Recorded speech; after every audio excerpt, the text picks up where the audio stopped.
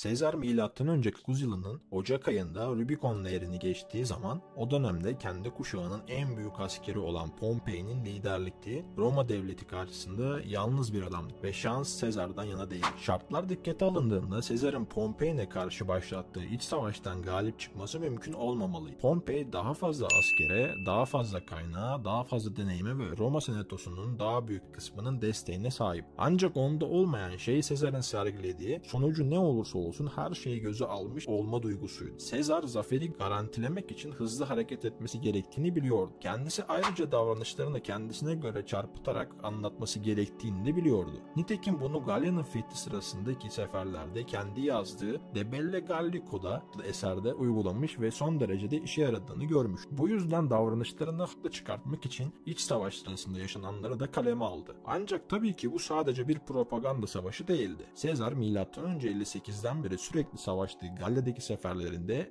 en iyi taktiğinin düşmanının en az beklediği şeyi yapmak ve düşmanının en az beklediği yerde olmak olduğunu öğrenmiş. Bu nedenle yanında çok az asker olmasına rağmen İtalya sınırını geçerek doğrudan güneye yürüdü ve Arminium, Fanum ve Ancana'yı arka arkaya ele geçirdi. Sezar'ın bu cesur hamleleri Pompei'yi zor durumda bıraktı. Kendisi sadece 2 hafta sonra Lucara ve Brandisium üzerinden Balkanlara gitmek üzere Roma'dan ayrıldı. Sezar hemen peşindeydi ve Pompei'nin ayrılışının ertesi günü Brindisi'yi ele geçirdi. Aslında Pompei Roma'dan ayrılmak zorunda kalmamalıydı ama Sezar'ın daha yavaş ilerlemesini bekliyordu. Ancak yanılmıştı çünkü savaş söz konusu olduğunda Sezar nadiren başkalarının beklediği şekilde davranır. Dolayısıyla Sezar Pompei ve destekçilerini hazırlıksız yakalamış. Bu nedenledir ki İtalya'yı terk ettiler. Sezar Pompei'nin peşinden gitmeyerek rakiplerini ikinci kez şaşırttı. Kendisi Roma'ya döndü, diktatör ilan edildi ve ardından doğruca İspanya'ya gitti. Çünkü askeri bir seferde cephe gerisinin emniyete alınmanın önemini biliyordu. Sezar'a bağlı diğer komutanlar ise Sardinya ve Sicilya'yı emniyete aldılar. Sezar gerçekleştirdiği bir dizi çok hızlı hareket vasıtasıyla o yılın sonuna kadar İspanya'yı fethetti. Ardından yine hiç vakit kaybetmedi ve M.Ö.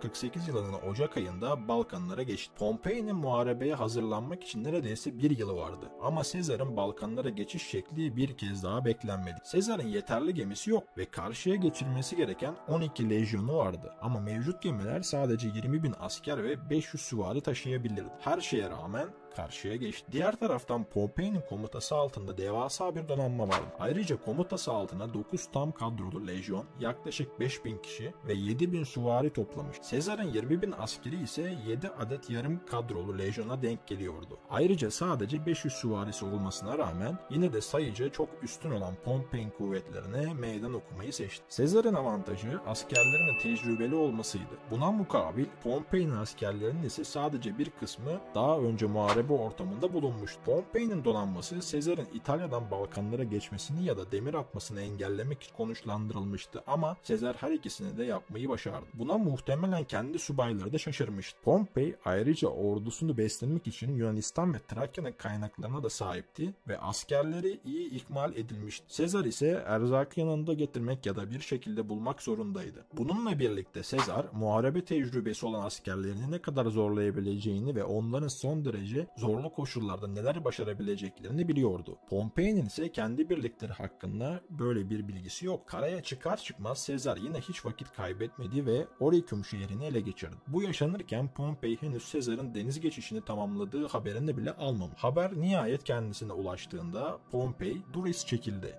Sezar onu takip etti ve kuşatmak için bir duvar inşa etmeye başladı. Bu Sezar'ın Alesia'da kullandığı taktiğe benziyordu. Ama asker sayısı fazla olan Pompei'ye karşı bir duvar örmeyi başardığı için bir zafer elde etti. Sezar'ın sayıca daha az olan kuvvetleri Pompei'yi duvarın dışında tutmaya kararlıydı ancak Pompei kaçmayı başardı. Çünkü Sezar'ın asker sayısı hasmını duvarın içinde tutmak için yeterli değildi. Pompei'nin kuvvetlerinin kaçması üzerine Sezar çekilmek zorunda kaldı. Başarı kazanmanın sevinciyle Pompei Sezar'ın peşine düştü. Bunun üzerine her iki ordu da Farsala şehrine doğru yürüdü. Pompei tüm kozları elinde tutuyordu. Daha fazla askeri vardı ve kısa süre önce Sezar'ın birliklerine karşı bir sefer kazanmıştı. Ancak Sezar her zaman beklenmeyeni yapabileceği bir kere daha göstermiş. Bu Farsala'daki belirleyici muharebe için de geçerliydi. Sezar'ın tecrübeli askerleri Pompei'nin tecrübesiz birliklerinin sayıca üstünlüğünün üstesinden geldi. Sezar süvarilerinin arasına piyadeleri de katarak Pompei'nin sayısal üstünlüğünden kaynaklanan avantaj avantajlarını ortadan kaldırdı. Pompey, Sezar'ın beklenmeyen bir hamle yapacağını tahmin etmeliydi ama bu dersi almamıştı.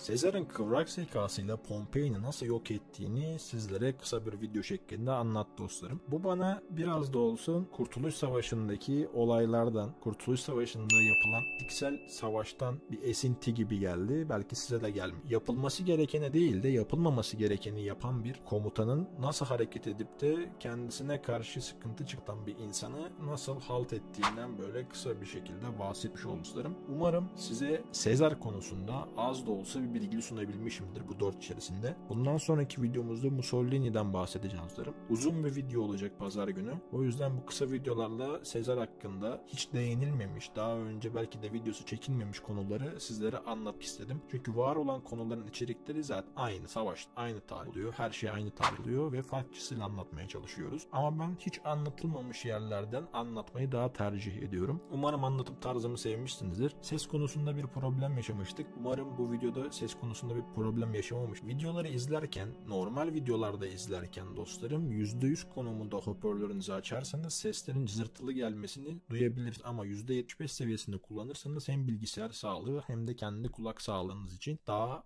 iyi olacaktır. Böyle küçük bilgiler vermek istedim. Bir dahaki video gelene kadar kendinize çok iyi bakın. Görüşmek üzere. Eğitim Masası ailesi.